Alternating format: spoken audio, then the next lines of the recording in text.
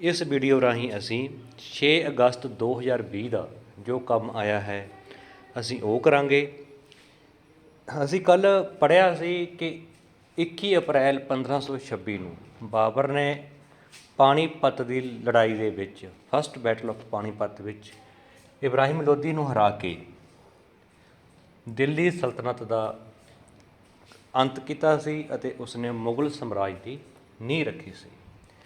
ਅਤੇ ਅੱਜ ਅਸੀਂ ਕਰਾਂਗੇ ਦਿੱਲੀ ਸਲਤਨਤ ਦੌਰਾਨ ਰਾਜਨੀਤਿਕ ਅਵਸਥਾ ਦਾ ਵਿਕਾਸ। ਕੇਂਦਰੀ ਸਰਕਾਰ ਭਾਵ ਉਹਨਾਂ ਦਾ ਜੋ ਸ਼ਾਸਨ ਕਰਨ ਦਾ ਤਰੀਕਾ ਸੀ, ਢੰਗ ਸੀ, ਉਹ ਕਿਵੇਂ ਕਰਦੇ ਸਨ। ਜਿਵੇਂ ਅੱਜ ਕੱਲ੍ਹ ਸਾਡੇ ਸਭ ਤੋਂ ਪਹਿਲਾਂ ਕੇਂਦਰ ਤੋਂ ਅੱਗੇ ਰਾਜ ਸਰਕਾਰਾਂ ਫਿਰ ਰਾਜ। ਪਹਿਲਾਂ ਪੂਰਾ ਭਾਰਤ ਮੰਨ ਲਓ, ਭਾਰਤ ਦੇ ਗਾਹਾਂ ਵੰਡਿਆ ਹੋਇਆ ਰਾਜਾਂ ਦੇ ਵਿੱਚ। ਗਾਹਾਂ ਜਿਹੜੇ ਰਾਜ ਨੇ ਉਹਨਾਂ ਨੂੰ ਗਾਹਾਂ ਵੰਡਿਆ ਜਾਂਦਾ ਡਿਵੀਜ਼ਨਾਂ ਦੇ ਵਿੱਚ। ਫਿਰ ਜਿਹੜੇ ਡਿਵੀਜ਼ਨਾਂ ਨੇ ਉਹ ਅੱਗੇ ਜ਼ਿਲ੍ਹਿਆਂ ਵਿੱਚ, ਫਿਰ ਤਹਿਸੀਲਾਂ ਵਿੱਚ, ਫਿਰ ਤਹਿਸੀਲਾਂ ਦੇ ਵਿੱਚ ਕਈ ਪਿੰਡ ਹੁੰਦੇ ਨੇ। ਇਸ ਤਰ੍ਹਾਂ ਅਸੀਂ ਦੇਖਾਂਗੇ ਕਿ ਦਿੱਲੀ ਸਲਤਨਤ ਦੇ ਦੌਰਾਨ ਇਹ ਜਿਹੜਾ ਸਾਰਾ ਸ਼ਾਸਨ ਸੀ, ਇਸ ਸ਼ਾਸਨ ਨੂੰ ਦਾ ਪ੍ਰਬੰਧ ਕਿਸ ਤਰ੍ਹਾਂ ਕੀਤਾ ਜਾਂਦਾ ਸੀ। ਸਭ ਤੋਂ ਉੱਪਰ ਸੀ ਕੇਂਦਰੀ ਸਰਕਾਰ। ਦਿੱਲੀ ਸਲਤਨਤ ਦੇ ਸਮੇਂ ਸੁਲਤਾਨ ਕੋਲ ਬਹੁਤ ਸ਼ਕਤੀਆਂ ਹੁੰਦੀਆਂ ਸਨ। ਜੋ ਵੀ ਸੁਲਤਾਨ ਹੁੰਦਾ ਸੀ, ਕਿਉਂਕਿ ਜਿਹੜਾ ਦਿੱਲੀ ਸਲਤਨਤ ਦਾ ਰਾਜ ਰਿਹਾ ਉਹ ਰਾਜਤੰਤਰੀ ਸੀ, ਗਣਤੰਤਰ ਨਹੀਂ ਸੀ। ਨਾ ਹੀ ਲੋਕਤੰਤਰ ਸੀ, ਨਾ ਲੋਕਾਂ ਦਾ ਰਾਜ ਸੀ, ਨਾ ਗਣਤੰਤਰ ਸੀ, ਨਾ ਹੀ ਲੋਕਾਂ ਦੇ ਦੁਆਰਾ ਰਾਜੇ ਨੂੰ ਸੁਲਤਾਨ ਨੂੰ ਚੁਣਿਆ ਜਾਂਦਾ ਸੀ। ਇਹ ਸਾਰੇ ਦਾ ਸਾਰਾ ਰਾਜਤੰਤਰ ਸੀ। ਤਾਂ ਇਸ ਤਰ੍ਹਾਂ ਹਰੇਕ ਅੰਤਿਮ ਫੈਸਲਾ ਕਰਨ ਦੀ ਜੋ ਸ਼ਕਤੀ ਹੁੰਦੀ ਸੀ ਉਹ ਸੁਲਤਾਨ ਦੇ ਕੋਲ ਹੁੰਦੀ ਸੀ। ਦਿੱਲੀ ਸਲਤਨਤ ਦੇ ਸਮੇਂ ਜਿਹੜਾ ਸਾਡਾ ਮੱਧਕਾਲ ਦਾ ਸਮਾਂ ਰਿਹਾ, ਇਸ ਦੇ ਦੌਰਾਨ ਕੋਈ ਭੈਣ ਭਰਾ, ਕੋਈ ਰਿਸ਼ਤੇ ਨਾਤੇ ਦੀ ਕਦਰ ਨਹੀਂ ਕਰਦਾ ਸੀ। ਸਿਰਫ ਸ਼ਕਤੀ ਸੁਲਤਾਨ ਬਣਨ ਦੇ ਲਈ ਆਪਣੇ ਸਕੇ ਬਾਪ ਨੂੰ, ਆਪਣੇ ਸਕੇ ਭਾਈ ਨੂੰ, ਆਪਣੀ ਭੈਣ ਨੂੰ, ਆਪਣੀ ਘਰਵਾਲੀ ਨੂੰ, ਕਿਸੇ ਨੂੰ ਨਹੀਂ ਬਖਸ਼ਦੇ ਸਨ। ਸਿਰਫ ਉਹਨਾਂ ਨੂੰ ਚਾਹੀਦਾ ਸੀ ਰਾਜ। ਇਸ ਲਈ ਦਿੱਲੀ ਸਲਤਨਤ ਦੇ ਸਮੇਂ ਸੁਲਤਾਨ ਦੇ ਕੋਲ ਬਹੁਤ ਸ਼ਕਤੀਆਂ ਹੁੰਦੀਆਂ ਸਨ। ਅਖੀਰਲੀ ਸ਼ਕਤੀ ਸੁਲਤਾਨ ਦੇ ਕੋਲ ਹੀ ਹੁੰਦੀ ਸੀ। ਸੁਲਤਾਨ ਮਹੱਤਵਪੂਰਨ ਵਿਭਾਗਾਂ ਦੇ ਮੰਤਰੀ ਨਿਯੁਕਤ ਕਰਦਾ ਸੀ। ਆਪਣੀ ਸਹੂਲਤ ਦੇ ਲਈ ਜੋ ਵਿਭਾਗ ਬਣਾਏ ਜਾਂਦੇ ਸਨ, ਸੈਨਿਕ ਵਿਭਾਗ, ਮਾਲੀਆ ਵਿਭਾਗ, ਕਰ ਇਕੱਠਾ ਕਰਨ ਵਾਲਾ, ਭੂਮੀ ਕਰ ਲਗਾਉਣ ਵਾਲਾ, ਵੱਖਰੇ ਵਿਭਾਗ ਬਣਾਏ ਜਾਂਦੇ ਸਨ। ਉਹਨਾਂ ਵਿਭਾਗਾਂ ਦੇ ਵਿੱਚ ਮੰਤਰੀ ਨਿਯੁਕਤ ਕਰਦਾ ਸੀ। ਹਰੇਕ ਵਿਭਾਗ ਦੀ ਨਿਗਰਾਨੀ ਮੰਤਰੀ ਜਾਂ ਅਧਿਕਾਰੀ ਦੁਆਰਾ ਕੀਤੀ ਜਾਂਦੀ ਸੀ। ਹਰੇਕ ਵਿਭਾਗ ਦੀ ਨਿਗਰਾਨੀ ਮੰਤਰੀ ਜਾਂ ਅਧਿਕਾਰੀ ਦੁਆਰਾ ਕੀਤੀ ਜਾਂਦੀ ਸੀ। ਪਰੰਤੂ ਮੰਤਰੀ ਸੁਲਤਾਨ ਦੀ ਆਗਿਆ ਅਨੁਸਾਰ ਹੀ ਆਪਣੇ ਵਿਭਾਗ ਦਾ ਸ਼ਾਸਨ ਪ੍ਰਬੰਧ ਚਲਾਉਂਦੇ ਸਨ। ਆਪਣੇ ਵਿਭਾਗਾਂ ਦਾ ਸ਼ਾਸਨ ਪ੍ਰਬੰਧ ਚਲਾਉਂਦੇ ਸਨ ਕਿ ਸੁਲਤਾਨ ਦੀ ਇੱਛਾ ਤੋਂ ਬਾਹਰ ਉਹ ਕੁਝ ਵੀ ਨਹੀਂ ਕਰ ਸਕਦੇ ਸਨ। ਵਜ਼ੀਰ ਵਿੱਤ ਅਤੇ ਲਗਾਨ ਵਿਭਾਗ ਦਾ ਮੁਖੀ ਹੁੰਦਾ ਸੀ। ਜੋ ਵਜ਼ੀਰ ਹੁੰਦਾ ਸੀ ਉਹ ਵਿੱਤ ਹੋ ਗਿਆ ਧਨ, ਫਾਈਨੈਂਸ਼ੀਅਲ, ਆਰਥਿਕ। ਵਜ਼ੀਰ ਵਿੱਤ ਅਤੇ ਲਗਾਨ ਹੋ ਗਿਆ ਟੈਕਸ ਵਗੈਰਾ, ਜੋ ਭੂਮੀ ਕਰ ਵਗੈਰਾ ਲਗਾਉਂਦੇ ਸਨ, ਹੋਰ ਕਿਸੇ ਜਗ੍ਹਾ 'ਤੇ ਕਰ ਲਗਾਉਂਦੇ, ਟੈਕਸ ਲਗਾਉਂਦੇ ਸੀ। ਵਜ਼ੀਰ ਵਿੱਤ ਅਤੇ ਲਗਾਨ ਵਿਭਾਗ ਦਾ ਮੁਖੀ ਹੁੰਦਾ ਸੀ। ਉਸ ਦੀ ਸਹਾਇਤਾ ਦੇ ਲਈ ਮੁਸ਼ਰਫ ਮਮਾਲਿਕ, ਮਸਤੌਫੀ ਮਮਾਲਿਕ, ਆਰਜ਼ ਮਮਾਲਿਕ, ਦੀਵਾਨ ਇੰਸਾ, ਦੀਵਾਨ ਰਸਾਲਤ, ਸਦਰ ਸਦੂਰ ਪ੍ਰਮੁੱਖ ਸਨ। ਇਹ ਵੱਖ ਵਿਭਾਗ ਸਨ ਅਤੇ ਉਹਨਾਂ ਦੇ ਅਧਿਕਾਰੀ ਸਨ। ਉਹਨਾਂ ਦੇ ਨਾਮ ਰੱਖੇ ਗਏ ਸਨ: ਸਦਰ ਸਦੂਰ, ਦੀਵਾਨ ਅਰਜ਼, ਦੀਵਾਨ ਰਸਾਲਤ, ਦੀਵਾਨ ਇੰਸਾ, ਮੁਸਤੌਫੀ ਮਮਾਲਿਕ। ਇਸ ਤਰ੍ਹਾਂ ਇਹ ਵੱਖਰੇ ਕੇਂਦਰੀ ਸਰਕਾਰ ਦੇ ਅਧੀਨ ਵੱਖਰੇ ਅਧਿਕਾਰੀ ਹੁੰਦੇ ਸਨ ਅਤੇ ਉਹਨਾਂ ਦੇ ਵਿਭਾਗ ਹੁੰਦੇ ਸਨ। ਤਾਂ ਕੇਂਦਰੀ ਸਰਕਾਰ ਤੋਂ ਅਧੀਨ, ਜਿਵੇਂ ਸਾਡੇ ਇਸ ਟਾਈਮ ਭਾਰਤ ਵਿੱਚ ਕੇਂਦਰੀ ਸਰਕਾਰ, ਉਸ ਤੋਂ ਅਧੀਨ ਹਨ 28 ਰਾਜ, ਜਿਨ੍ਹਾਂ ਨੂੰ ਪ੍ਰਾਂਤ ਕਿਹਾ ਜਾਂਦਾ, ਪ੍ਰਾਂਤਕ ਸਰਕਾਰਾਂ। ਤਾਂ ਪ੍ਰਾਂਤਕ ਸਰਕਾਰਾਂ ਪ੍ਰਬੰਧ ਕਰਦੀਆਂ ਹਨ। ਤਾਂ ਇਸੇ ਤਰ੍ਹਾਂ ਦਿੱਲੀ ਸਲਤਨਤ ਦੇ ਅਧੀਨ ਸਭ ਤੋਂ ਉੱਪਰ ਕੇਂਦਰੀ ਸਰਕਾਰ, ਫਿਰ ਪ੍ਰਾਂਤਕ ਪ੍ਰਬੰਧ। ਦਿੱਲੀ ਸਲਤਨਤ ਸਮੇਂ ਸਾਮਰਾਜ ਨੂੰ ਕਈ ਪ੍ਰਾਂਤਾਂ ਵਿੱਚ ਵੰਡਿਆ ਹੋਇਆ ਸੀ। ਜਿਵੇਂ ਵਰਤਮਾਨ ਸਮੇਂ ਭਾਰਤ ਦੇ ਵਿੱਚ 28 ਪ੍ਰਾਂਤ ਹਨ, 28 ਰਾਜ ਹਨ। ਉਸੇ ਤਰ੍ਹਾਂ ਦਿੱਲੀ ਸਲਤਨਤ ਦੇ ਸਮੇਂ ਸਾਰੇ ਸਾਮਰਾਜ ਨੂੰ ਕਈ ਪ੍ਰਾਂਤਾਂ ਦੇ ਵਿੱਚ ਵੰਡਿਆ ਹੋਇਆ ਸੀ। ਪ੍ਰਾਂਤਕ ਸ਼ਾਸਨ ਪ੍ਰਬੰਧ ਨੂੰ ਚਲਾਉਣ ਲਈ ਗਵਰਨਰ ਨਿਯੁਕਤ ਕੀਤੇ ਗਏ ਸਨ। ਉਹਨਾਂ ਨੂੰ ਸੂਬੇਦਾਰ, ਮੁਕਤੀ ਜਾਂ ਬਲੀ ਵੀ ਕਿਹਾ ਜਾਂਦਾ ਸੀ। ਜਿਵੇਂ ਸਾਡੇ ਵਰਤਮਾਨ ਅਵਸਥਾ ਦੇ ਦੌਰਾਨ ਸਾਡਾ ਸੰਵਿਧਾਨਿਕ ਮੁਖੀ ਦੇਸ਼ ਦਾ ਰਾਸ਼ਟਰਪਤੀ ਹੁੰਦਾ ਹੈ ਅਤੇ ਸਰਕਾਰ ਦਾ ਮੁਖੀ ਪ੍ਰਧਾਨ ਮੰਤਰੀ। ਇਸੇ ਤਰ੍ਹਾਂ ਰਾਜਾਂ ਦੇ ਵਿੱਚ ਜੋ ਸੰਵਿਧਾਨ ਤੌਰ 'ਤੇ ਹੁੰਦਾ ਹੈ, ਰਾਜ ਦਾ ਮੁਖੀ ਹੁੰਦਾ ਹੈ ਗਵਰਨਰ, ਜਿਸ ਨੂੰ ਪਹਿਲਾਂ ਉਹ ਸੂਬੇਦਾਰ, ਮੁਕਤੀ ਜਾਂ ਬਲੀ ਵੀ ਕਹਿੰਦੇ ਸਨ।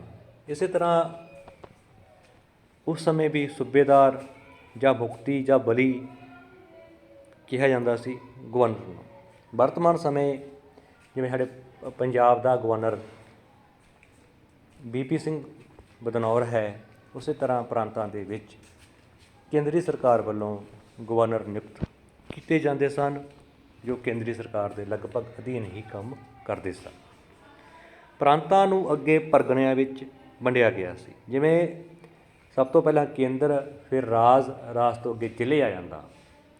ਇਸੇ ਤਰ੍ਹਾਂ ਪ੍ਰਾਂਤਾਂ ਨੂੰ ਅੱਗੇ ਪਰਗਣਿਆਂ ਵਿੱਚ ਵੰਡਿਆ ਹੁੰਦਾ ਸੀ। ਆਮਿਲ ਪਰਗਣੇ ਦਾ ਮੁੱਖ ਅਧਿਕਾਰੀ ਹੁੰਦਾ ਸੀ। ਪਰਗਣੇ ਦਾ ਮੁੱਖ ਅਧਿਕਾਰੀ ਹੁੰਦਾ ਸੀਗਾ ਆਮਿਲ ਪਰਗਣੇ ਦਾ ਮੁੱਖ ਅਧਿਕਾਰੀ ਹੁੰਦਾ ਸੀ ਆਮਿਲ। ਜੇਕਰ ਤੁਹਾਨੂੰ ਕੁਐਸਚਨ ਆ ਜੇ ਕਿ ਪਰਗਣੇ ਦਾ ਮੁਖੀ ਕੌਣ ਹੁੰਦਾ ਸੀ? ਆਮਿਲ। ਅਤੇ ਪ੍ਰਾਂਤ ਦਾ ਮੁਖੀ ਹੁੰਦਾ ਸੀ ਗਵਰਨਰ। ਫਿਰ ਅੱਗੇ ਪਰਗਣਿਆਂ ਤੋਂ ਅੱਗੇ ਜਿਵੇਂ ਜ਼ਿਲ੍ਹੇ ਤੋਂ ਅੱਗੇ ਸਾਡੇ ਆ ਜਾਂਦੇ ਨੇ ਪਿੰਡ, ਫਿਰ ਪਿੰਡਾਂ ਦੇ ਮੁਖੀਏ ਨੂੰ ਮੁਕੱਦਮ।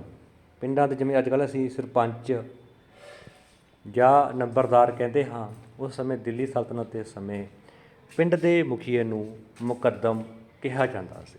ਪਿੰਡ ਦੇ ਮੁਖੀਏ ਨੂੰ ਮੁਕੱਦਮ ਕਿਹਾ ਜਾਂਦਾ ਸੀ। ਜੋ ਸੀ ਮੁਖੀ ਪਰਗਣੇ ਦਾ, ਉਸ ਨੂੰ ਕਹਿੰਦੇ ਸੀ ਆਮਿਲ ਸੀ ਮੁਖੀ ਪਰਗਣੇ ਦਾ। ਅਤੇ ਪ੍ਰਾਂਤ ਦਾ ਸੀਗਾ ਗਵਰਨਰ, ਜਿਸ ਨੂੰ ਸੇਵਾਦਾਰ, ਮੁਕਤੀ ਜਾਂ ਬਲੀ ਵੀ ਕਿਹਾ ਜਾਂਦਾ ਸੀ। ਇਹ ਸਾਰੇ ਗਵਰਨਰ ਦੇ ਹੀ ਨਾਮ ਸਨ। ਉਸ ਨੂੰ ਗਵਰਨਰ ਵੀ ਕਹਿ ਦਿੰਦੇ ਸਨ, ਸੂਬੇਦਾਰ ਵੀ, ਬਲੀ ਵੀ, ਮੁਕਤੀ ਵੀ ਕਿਹਾ ਜਾਂਦਾ ਸੀ। ਇਸ ਤਰ੍ਹਾਂ ਅਸੀਂ ਨੇ ਅੱਜ ਕੇਂਦਰੀ ਸਰਕਾਰ ਪ੍ਰਾਂਤਕ ਪ੍ਰਬੰਧ ਬਾਰੇ ਪੜ੍ਹਿਆ ਹੈ। ਤਾਂ ਪਹਿਲਾ ਕੁਐਸਚਨ, ਦਿੱਲੀ ਸਲਤਨਤ ਸਮੇਂ ਵਧੇਰੇ ਸ਼ਕਤੀਆਂ ਕਿਸ ਕੋਲ ਹੁੰਦੀਆਂ ਸਨ? ਦਿੱਲੀ ਸਲਤਨਤ ਸਮੇਂ ਵਧੇਰੇ ਸ਼ਕਤੀਆਂ ਕਿਸ ਕੋਲ ਹੁੰਦੀਆਂ ਸਨ? ਤਾਂ ਸੁਲਤਾਨ ਕੋਲ। ਪਹਿਲਾ ਆਨਸਰ, ਦਿੱਲੀ ਸਲਤਨਤ ਦੇ ਸਮੇਂ ਸੁਲਤਾਨ ਕੋਲ ਬਹੁਤ ਸ਼ਕਤੀਆਂ ਹੁੰਦੀਆਂ ਸਨ। ਪਹਿਲਾ ਆਨਸਰ। ਦਿੱਲੀ ਸਲਤਨਤ ਸਮੇਂ ਪ੍ਰਾਂਤਕ ਸ਼ਾਸਨ ਪ੍ਰਬੰਧ ਲਈ ਕਿਸ ਦੀ ਨਿਯੁਕਤੀ ਕੀਤੀ ਜਾਂਦੀ ਸੀ? ਤਾਂ ਕਿਸ ਦੀ ਨਿਯੁਕਤੀ ਕੀਤੀ ਜਾਂਦੀ ਸੀ?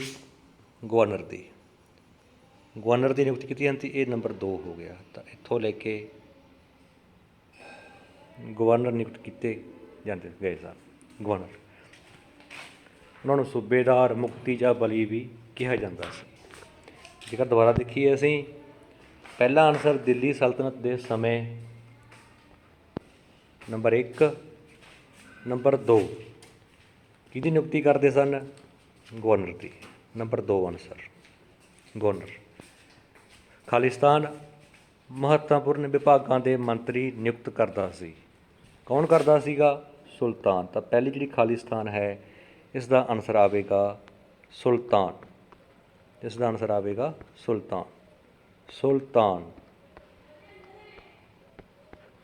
ਸੁਲਤਾਨ। ਹਰੇਕ ਵਿਭਾਗ ਦੀ ਨਿਗਰਾਨੀ ਮੰਤਰੀ ਜਾਂ ਅਧਿਕਾਰੀ। ਹਰੇਕ ਵਿਭਾਗ ਦੀ ਨਿਗਰਾਨੀ ਮੰਤਰੀ ਜਾਂ ਅਧਿਕਾਰੀ ਵੱਲੋਂ ਕੀਤੀ ਜਾਂਦੀ ਸੀ।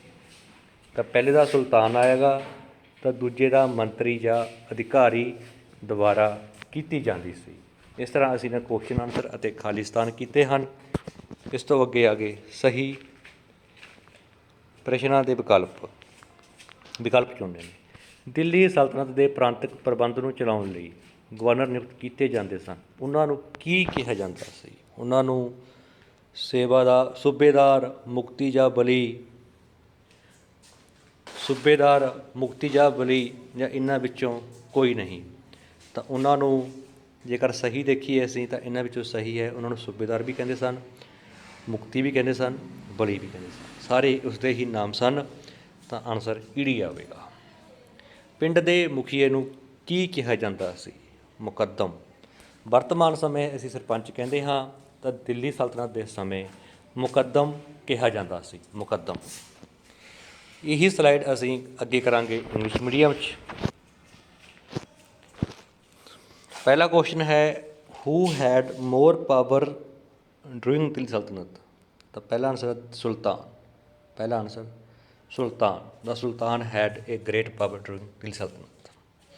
ਹੂ was appointed to govern provincial administration during Delhi Sultanat? ਤਾਂ ਕਿਹਨੂੰ ਅਪੁਆਇੰਟ ਕਰਦਾ ਸੀਗਾ? Governors. Governors had been appointed to run the country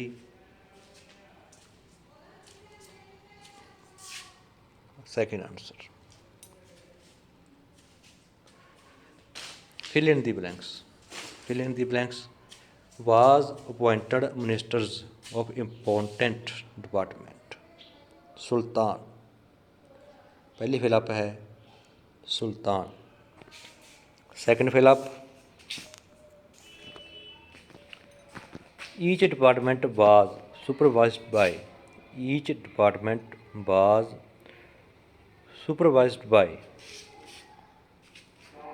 ਕੌਣ ਕਰਦਾ ਸੀ ਇਹ ਸੁਪਰਵਾਈਜ਼? ਸੁਪਰਵਾਈਜ਼ ਕੌਣ ਕਰਦਾ ਸੀ? each department was supervised by minister or an official. F2 second fill up, minister or an official. Second fill up, first fill up Sultan, second fill up minister or an official. इस तरह ਅਸੀਂ ਨੇ question answer and fill in the blanks ਕੀਤੇ ਹਨ। ਤੇ ਇਸ ਤੋਂ ਅੱਗੇ ਸਾਡੇ ਆ ਜਾਂਦੇ ਨੇ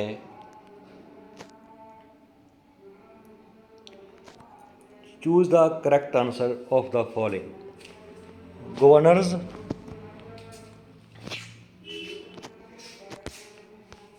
Governors were appointed to run the administration during Delhi Sultanate, but they were called Subedar, Mukti or Wali.